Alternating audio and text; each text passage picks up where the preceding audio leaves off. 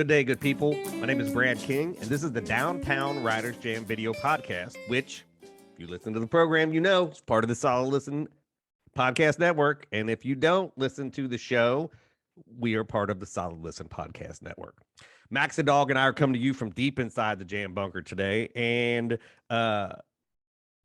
this is a good old good one we got. It is one of the more unexpected chats that I've had on the program, and I'm really happy that it happened now, and I think that it's an important conversation to have. It's Chevy Stevens, who's here talking about her 7th book, Dark Roads, which just came out in August. So just a little background on her. Another one of my Canadian writers. She's up in Vancouver Island with her husband and daughter. She grew up on a ranch there and still lives there. She worked in a bunch of other stuff, like everybody else, worked with a bunch of other stuff. The last job she had before this was as a realtor, and she was having an open house one day and had that like freaked out, like what would happen if something bad happened to me? And that becomes her first book, which allows her to leave the job and become a writer, because that becomes a New York Times bestseller. And it won the International Thrillers Writers Award for the best first novel. She hikes out in the mountains, like spend time with her family, like loves Airstreams, like all kind of shit that if you've listened to this program at all, you've heard me talking about all of that stuff. Now, that is not why I think this was an important conversation, because it's two hillbillies talking about like the same shit. But what you're going to hear is we have a long discussion about mental health, like that. I actually recorded an hour, and as you know, I don't often edit the program. When I do, I just clip it. I don't edit things together because I don't like I like there to be a context for what we're talking, even if it's a little rambly. I think that context is important. And she and I got on the discussion of like growing up in rural areas and mental health and outdoors and writing and spirals and like all of this stuff, depression and anxiety. And it's just, we talk about this stuff more and more these days. But it's still good. I think for me, it was cathartic to have that conversation. And there's like 5 times to the interview where I'm like, okay, wrapping up, we're going to go. And then we kept going. So you're not going to hear all of those, but just know like you caught about 25, 30 minutes of a much longer conversation. And a conversation, again, that I think is important. I know when I started trauma therapy, I told my therapist, I don't know if I'm ever going to be able to write again. And to be honest, I've struggled in the last 5 years, put any words on a page. I believe it'll happen again, but I used to be far more prolific than I am these days. So having this conversation with Chevy about her writing her book, sort of the process, like she can't turn stuff out in the 18 months that other people do. And that's traumatic for somebody that's trying to like make it, in quotes, in the industry, because that's sort of the expectation. So all of that is to say, like, this, I think, is maybe one of my most favorite conversations because it's real and raw. And I hope that you will enjoy it. Before we get to that, and I'm going to blow through this real quickly because it's hard to be like mental health and then sort of switch to like business. But here we are, right? So the video podcasts come out Mondays and Fridays-ish. You can find those on the Solid Listen podcast video network over on the YouTube channel. You can also check them out at thewritersjam.com, or you can catch the audio wherever you listen to podcasts. Now, we need you to do a couple things to help us spread the word about this. First, I need you to tell your friends about us. Somebody asks you what you're listening to or what's good or whatever, like tell them about us. Second thing, and this is equally as important, is that I need you to go leave us a review. So if you listen to Apple Podcasts, you can leave us stars and a written review there. You can go over to the Writers Jam, the Facebook page, and leave us a review there. Or you can go to thewritersjam.com and leave us a testimonial through the webpage. All of that super helpful. Now, you're looking for a book to read? We got book reviews on the site. Looking to buy those books? Click on the bookshop link, take you right to the place to buy the books. Sign up for a monthly newsletter. Come into your email box once a month.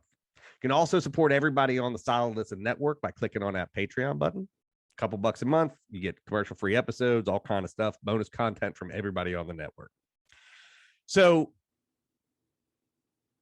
it is a good and interesting day on the show. And I appreciate you stopping by the bunker, spend some time with Max and I to listen to Chevy and I talking about what I think is a really hard and interesting subject. And it's a reminder that you need to take care of yourself and take care of each other, and make sure that you're carving out some space for you just to breathe through things. And I hope as part of that, you'll sit back, spend the next 35 minutes or so in my conversation with Chevy Stevens. It'd be a nightmare. It was honestly horrific. It was, I blame my husband frequently because I had said to him, because we were going for 2 weeks and I have family that still live in Germany. So we thought, well, we'll combine. We'll do like 1 week the family, 1 week business, and which was really just a disaster because he didn't realize that business too, of course, you're going to, it was, a different city. I mean, it was great for me because I got to see Munich and all these different places, but having a kid with you, this was in no way part of anything she wanted to do. And she wanted to make that really clear. And my husband was like tipping the guy on the airplane to give him more champagne and orange juice. Like, it was just like, and I remember saying very clearly to him, do you think maybe 2 weeks with her is too much? Maybe we should leave her with Baba and go. And he's like, no, this, and then, oh man, I remember looking overhead, I'm going, yeah, still think it's going to be a good experience. And he was like, shut up, I'm drinking my orange juice. And it was like the first time in my life I ever got flown business class. Oh, it was like the trip of everything that could go wrong. Like, we got stuck in the airport. What's the British one that fogged in Gatwick? For like 2 days? No, the Heathrow. We got fogged in for like 2 days, couldn't get our luggage. Some random dude helped us on their train system to stay in a UK hotel for the night. It was like everything that could did.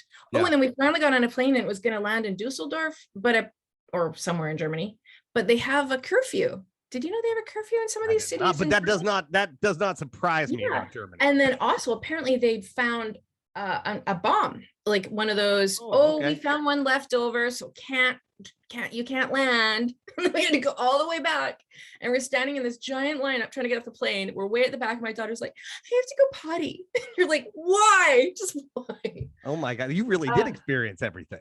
Every once in a while I think maybe I should write about it, and then I just think I just can't. Yeah. It's what I interviewed Allison Wood, who wrote a memoir about an abusive relationship, and she said, like, writing isn't therapy. Like, writing does not make you feel better. Writing about these things is not a form of therapy. Therapy is therapy, right? They're like revisiting things like that. People are frankly, I think denial is therapy. At a certain point, I've never revisited anything that made me go, I feel better. Yeah. Like, I just don't. You're just doing it twice. I don't know. I believe in cognitive therapy. I've done my rounds with that, which is more about teaching different thought processes and problem solving and loops and stress management and coping skills and communication and all that shit that you didn't learn if you were in an average family. It just didn't come out. How do you feel today? It wasn't really a thing that happened in our childhoods, right? Yeah. I've written a lot about Gen X parenting growing up, right? Like, I don't know if this happened to you, but we literally started this thread where I was like, did you ever think you broke a bone and have your parents tell you, like, we'll sleep it off and we'll see how you feel in the morning? And like, all these people were like, me too. I'm like, how did any of us make this out alive? I frequently reflect back on, we had a ranch, how I just spent all day doing stuff, just out in the woods by myself. Yeah. I distinctly remember discovering that you could jump from one tree to another tree if you bent them over. And did you fall? Probably. Yeah. Like, I would walk down to my friend's house and I was probably so little. And I was like, oh my God. Like, when you look back, you're like, what the heck? Yeah. We had these woods in the back of my neighborhood, and there were these vines. You could literally swing. I mean, I don't know if they were real, but they looked, there were vines you could swing on them. And I remember that Sean Carson fell from about 20 feet and broke his arm. And we would like go home, and we just kept swinging. No, Like nobody was like, oh my God, we should go get, he just like walked home. And I was like, yeah, that's like, I look back on that and I'm like, what? And the holy shit, like Child Protective Services would be all over Paxton Woods, taking everybody away. I remember our neighbor lived on the river and she was my little friend. I was thinking the other day, because when my daughter's anywhere near water, we're like watching the entire time. I remember, and we would have been under 12 years old, spending all day.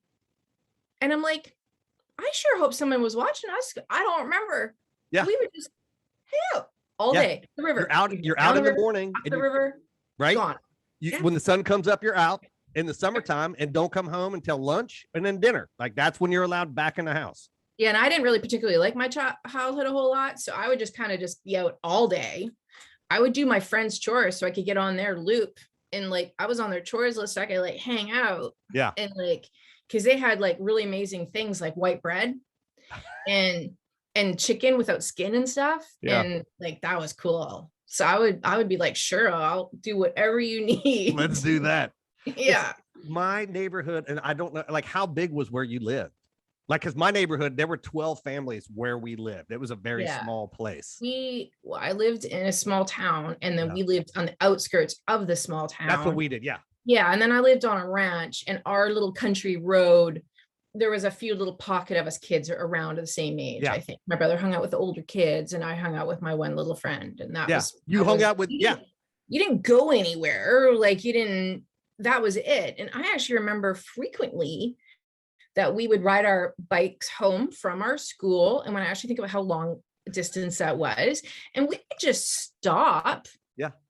Or if anybody even knew we were late ever. Yeah.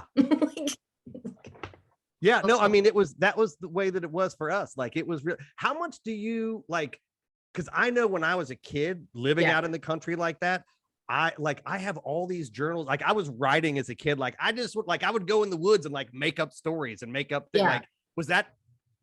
Yeah, I had entire worlds out there. Like, my dad was in the Navy, so he would have really cool stuff like that. I'd rummage through all his things that I wasn't supposed to be looking through, like his souvenirs and stuff. And I distinctly remember one day getting very high off Japanese cigarettes that I don't even know how old these things probably were, but let's light this up. And then I remember being out there doing that. I would read books. We had trails that led to other trails. There was like, you had your particular like meadow that you would, and it was a world. It was just an entire world. And my brother, he went through a ninja stage. And I remember we had like a ninja trail where we would like practice, and he had like little like it was everything. Just your imagination was endless. Yeah. I often wonder, I mean, I think that I became a writer for a couple different reasons, but I think that's one because like I played Dungeons and Dragons. I just always gravitated into these. We had a castle in my hometown.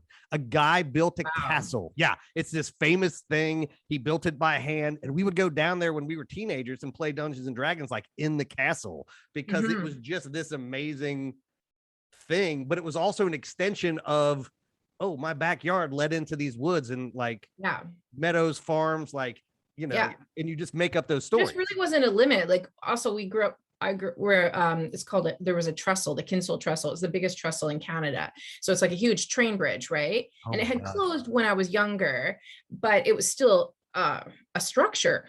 My friend and I, again, young, used to climb all over that thing. I still remember the smell of creosote, train tracks in the summer, the buzzing flies, the train track, huckleberry, that whole deal. And I've worked that stuff into my books for sure. Yeah. But I'm like, what the heck were we doing climbing this thing? I know it really is amazing that any of us made it. Yeah. And that any of us have any compassion or empathy. And actually a lot of us didn't make it. This is the other thing. We say it's amazing. No, it's just we made it. We don't know the odds of the ones that didn't. I think that it is amazing that the Gen X group, particularly North America, I don't know about Europe, but like have developed an empathy in their old age, because that was not given to us, right? Like you got hurt and you're like, I mean, literally I broke bones twice and my parents were like, we'll see. Like, we'll see tomorrow. Like, I think we did. I think some developed it and some developed the complete lack of it. Yeah, that could be true. I think some of us went, wow, maybe I'll do different. Maybe I'll maybe that sucked and I'm not going to be that way. Yeah. And then the other ones are like, that's how it was. We don't care. Screw it. You know? But it's like doctors who have to work 36 hours. They're like, I did it. You should do it. Like, maybe not. Exactly. My mom likes to remind me of things my dad did. Like I was having some knee problems. She goes, well, I still remember that time you had, well, I can't remember the name of it, but you had something really bad wrong with your knee and your dad made you hike. We did that really long hike all the way up and you were crying. And I said, I think she might really be in pain. And he was like, no, she can walk. And she's telling me this story. And I'm like, do you? And then she's like, turns out you had this really, what was that name thing? No way, really? Like, and I remember that. And I remember my knee was like swollen, like double the size. I mean, I'd be weird if you didn't remember that. Yeah. That feels like a trauma that stays with you. Like, yeah. There are some others I'm like, wow, I don't even, yeah. Yeah, so. I mean, oh, absolutely. When I write and talk about this stuff with people, like things will come back and I'm like, how did I block? Like, I'll tell my therapist something and matter of factly. And she's like, that's not normal. And I'm like, I mean, that doesn't happen. And she's like, no, like, that's not a thing. That's not a thing. Okay. Like, I've just made that like a regular part of my life. I just assumed everybody dealt with that, you know, like other families don't have that. What? Shit, what's wrong with everybody? So this, like, I don't know if we're unpacking like how you end up writing thrillers and some dark stuff, but as you have been writing and doing like and putting some of those things in, like, do you ever stop and think like, why do I gravitate towards this genre of writing? Not so much. No.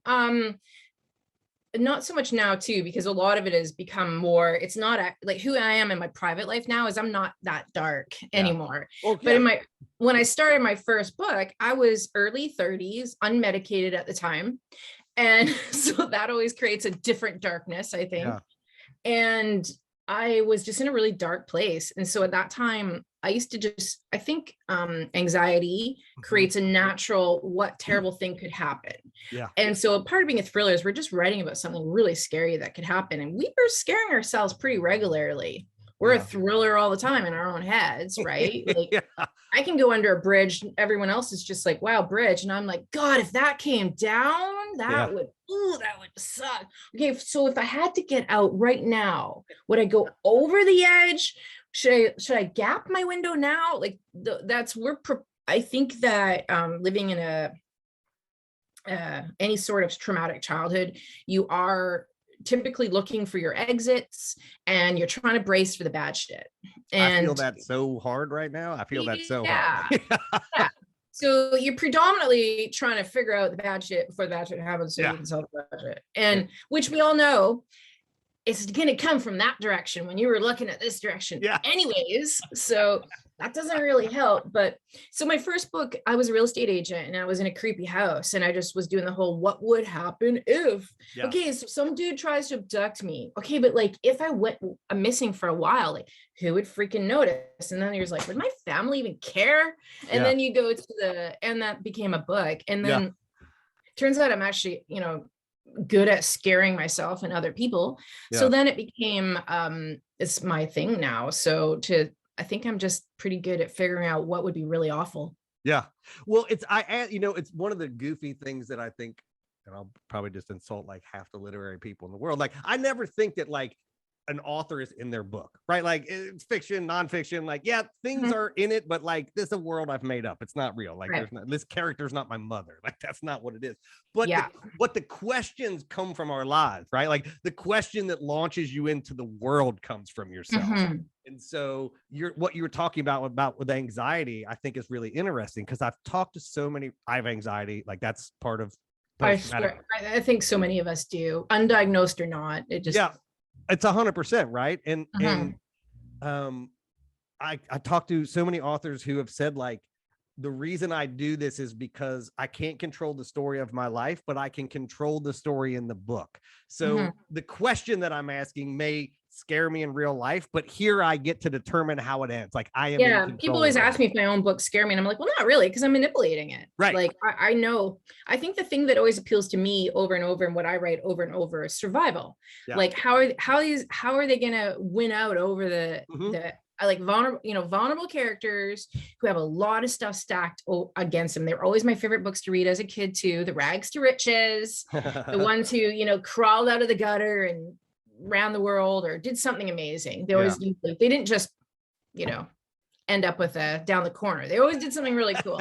So I like survival. And I think that's the story that I probably, good over bad people, controlling, dominating, whatever, male or female, and how they survive it and win over it. I think because I'm continually trying to give myself back that power that I think you're missing as a kid.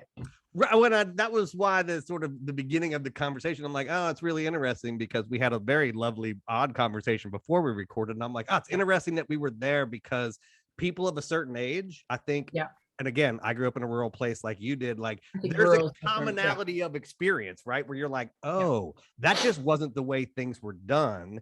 And now that I'm out in the world, like my anxiety hit when I was like 42 because I mean, obviously it was probably there. You just did different things to cope with it, probably. I mean, I was in and out of rehab forever, right? Like, well, so it was there. 100%. And it wasn't until I started cognitive behavioral therapy and trauma stuff that it was like, oh, like, and my therapist also said, had I not been writing, she's like, I'm pretty sure you'd have killed yourself because I was dealing with some of that stuff in various states through things. It wasn't just living in my head. It needed to. I think the difference between the people that do find maybe a way out of it or a way of coping is they're the ones that go, I don't think this is right. I think we're the ones that go, I'm not sure if I want to stay in this, where I'm at. And then I felt like I used to say for years and years, I was just trying to get to happy. Yeah. Like as if it was some place that I could get to. And I did tons of cognitive therapy, which I really believe in. I had done years with shitty therapists. I think also I as many shitty relationships as I had shitty therapists because they're the ones that like, I was like a teenager and he's like, so I want you to just color how you, I'm like, are you effing kidding me? Like color? I had a therapist try to get me to take his daughter out on a date. So I'm familiar with. I was like, I left. I had another therapist take a phone call from another person in the middle of my therapy, and I just got up and walked out. I find you have to really be an advocate for your own therapy, and then they look at you like you're just like the biggest dick. But I remember coming in like I say, listen, I've done this, and this. That shit's not going to work for me. If you want us to go back and discuss every bad thing that ever happened, I'm walking out right now because I know what happened. I remember, I want you to tell me what to do when I start spiraling now. I don't want to talk about then. And so this one was like, okay. And she gave me this like binder. And I was like, finally, somebody's giving me something to do.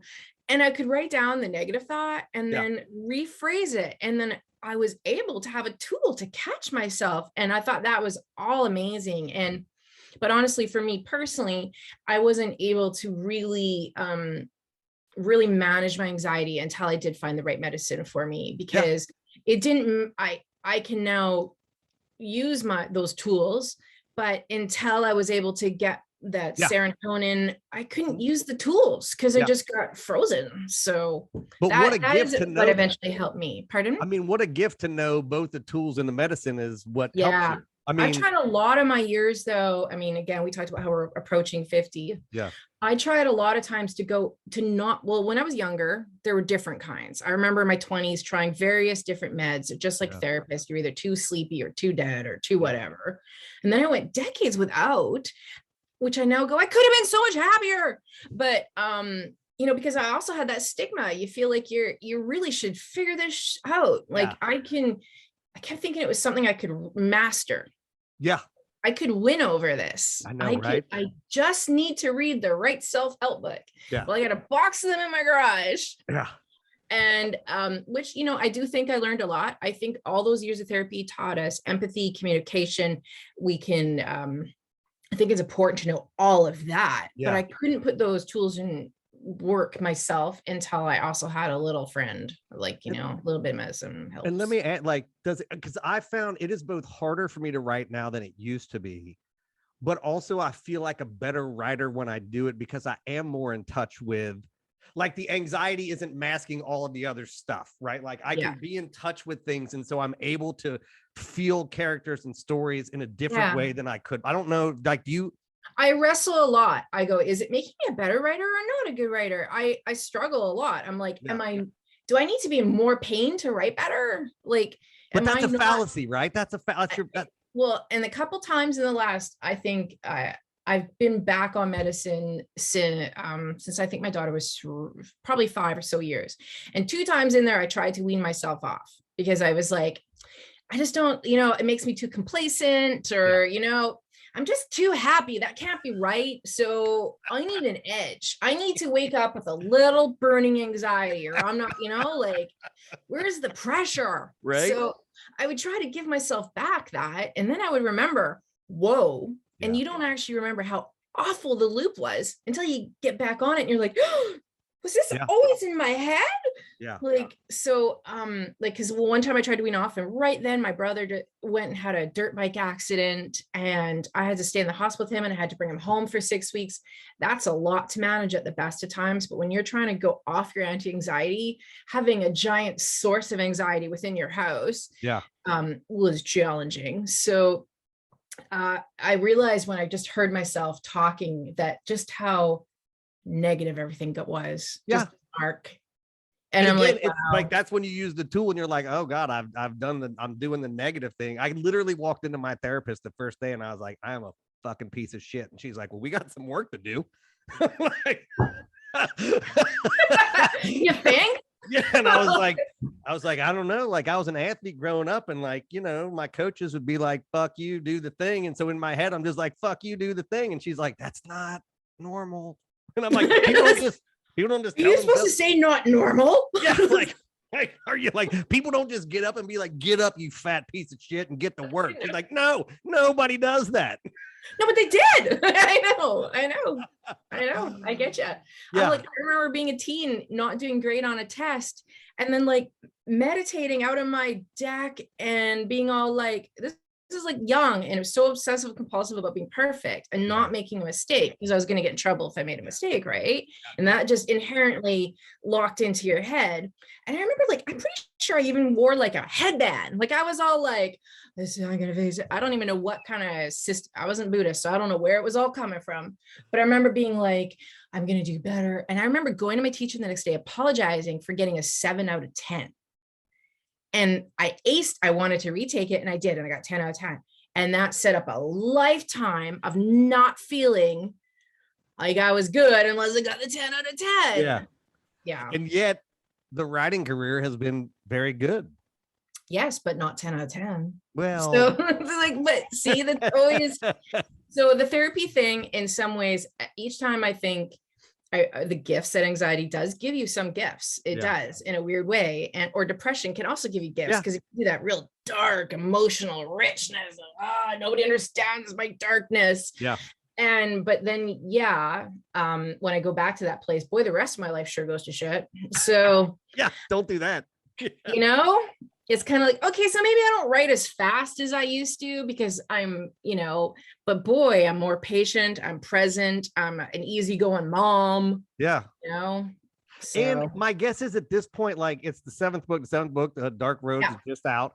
Like, and I know like the sort of joke with authors, and you may agree or disagree with this, but is writing your first book doesn't teach you how to write a novel. It just teaches you can finish because every novel is its own path. Yeah. It taught me how to write that book. Yeah. But you still now know you can do like, you now know there's a process and you know that you can get through it and you've done it and there's been success. And so I have to think you got to think you're a better writer now than you were with the first book. I do believe that for sure. Interestingly, there's still people who say my first book was their favorite. It's not my favorite anymore. Sure. Also because it was like, I started that book in 2005. I mean, it took years before it actually went out, but it always does. I definitely, the struggles are still there. The self-doubt is still there, but what is a little bit different is I know I have a good team. I know I have a good critique partner. I know I have a good editor. I trust that I will find a way through it. Yeah. It just might, the bigger issue is it usually takes longer than I want it to. Sure. Like I would much rather be faster, but my process is just not. Yeah.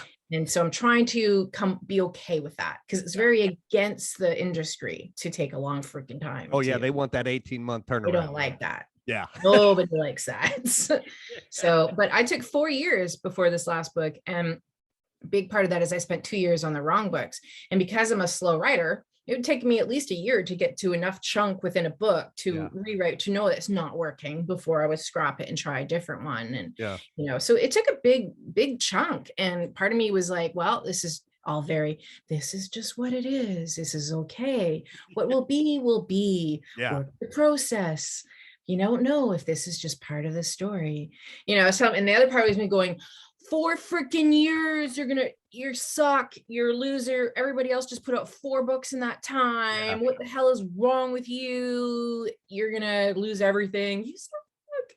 Yeah, that is that was the existential horror of being a writer, is that no matter how much you try to not to compare yourself to other people, you do. And we talk about it all the time on the show. There's so many different flavors of writing. Like, you're in the business of writing, where like that, you know, if you're with like small publishers or independent presses, like that turnaround time is totally different. The voices in those things are different. The ability to experiment is different. But when you're in a genre and like people are expecting stuff, that business of writing is a skill in itself. I mean, I felt it a lot more, I would say, for my first 6 books. The pressure was massive. I also didn't have a savings that, you know, I live in Canada, so our cost is lower.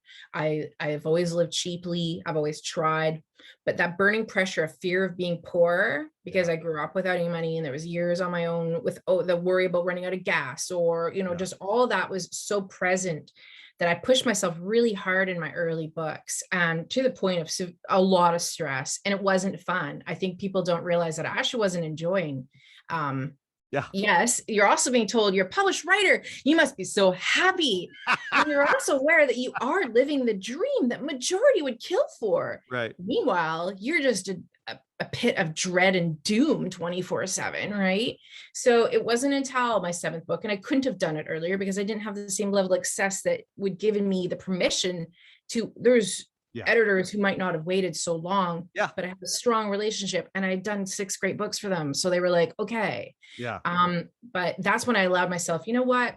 I'm just going to chill. And if my daughter's sick, I'm going to spend the day with her and not, you know, not lose myself over it. So, and I mean, all I can tell you is I'm so happy to hear that, because I think too often all of the like rewriters will fall into that mythology of, I gotta write every day. If I gotta be dark, I gotta have problems to write. And really, creativity comes when you're a professional. You sit down and do it. Skills are still there. It's a skill. 100%.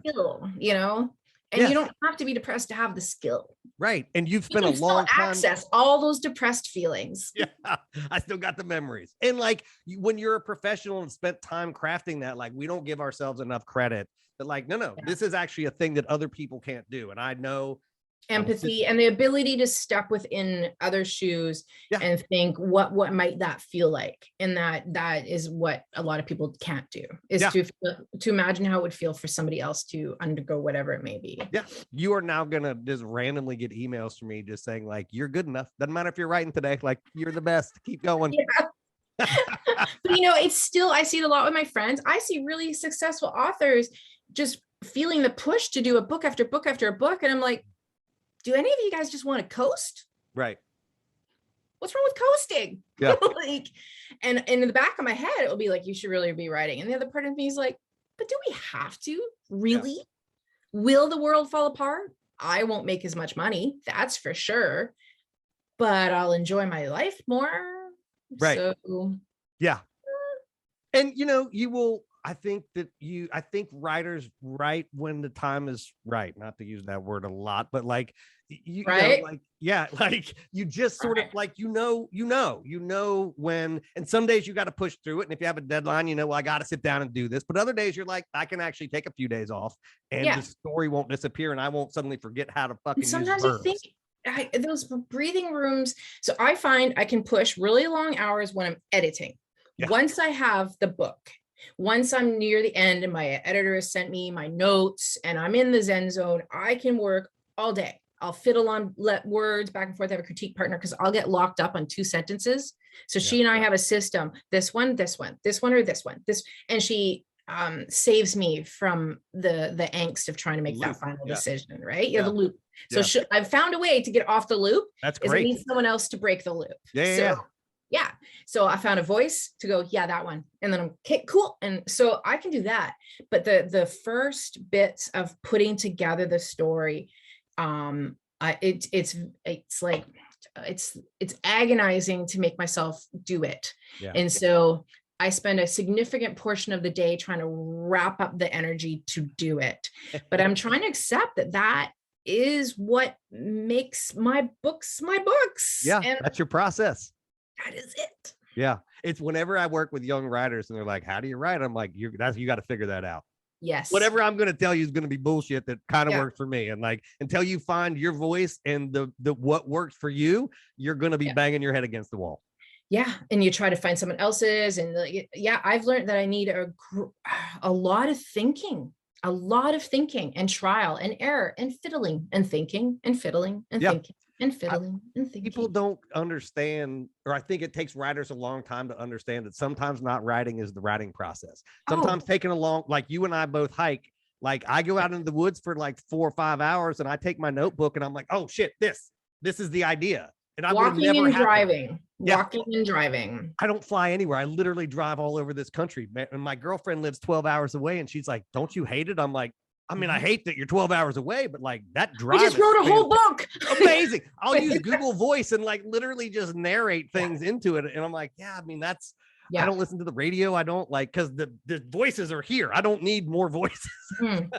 Or something, there's just something hinky that is not right. And you just have to sit with it and not actively try to solve it. And I'll be going around, I'll be like, oh, I started with the wrong character. Yeah. And I wasn't sitting at my keyboard 5 days to figure that out. Right. That was just letting it be. But it's a difficult thing because the industry and the ability to make money, you need to be producing, generally.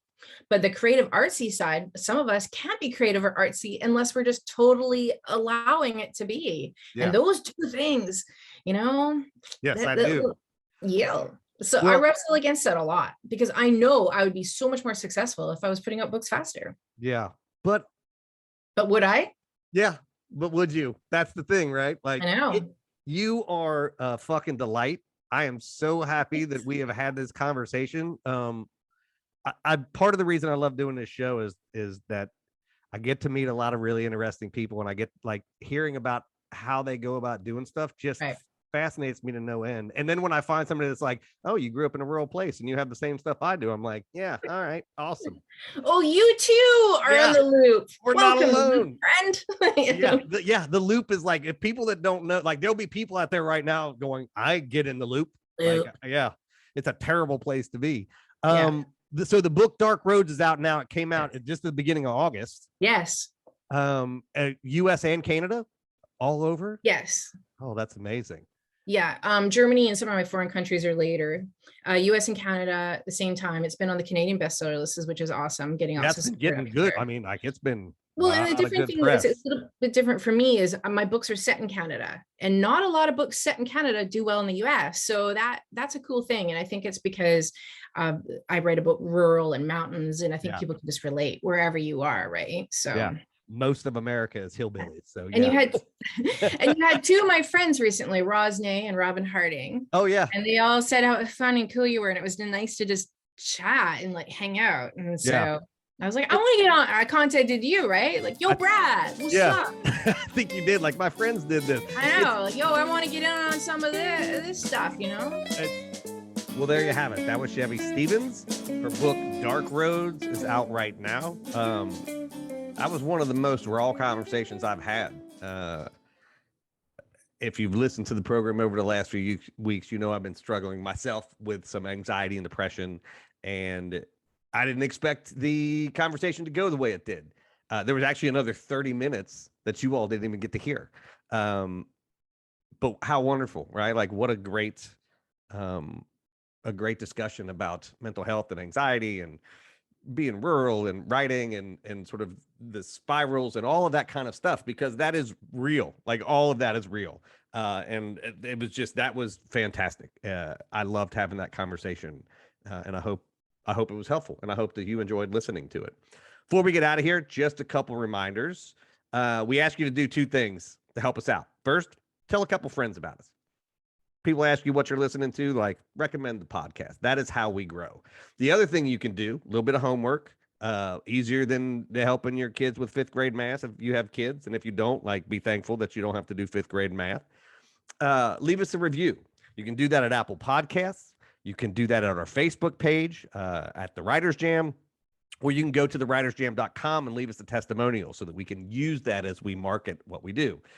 While you're at it, don't forget to check out all the other programs on the Solid Listen Podcast Network, including the flagship Mother May I Sleep With podcast with host and our Solid Listen podcast queen, Molly McAleer.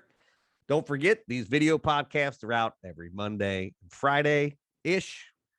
You can find those on the Solid Listen Network YouTube channel. You can check them out at our website, or you can catch the audio version wherever you listen to podcasts.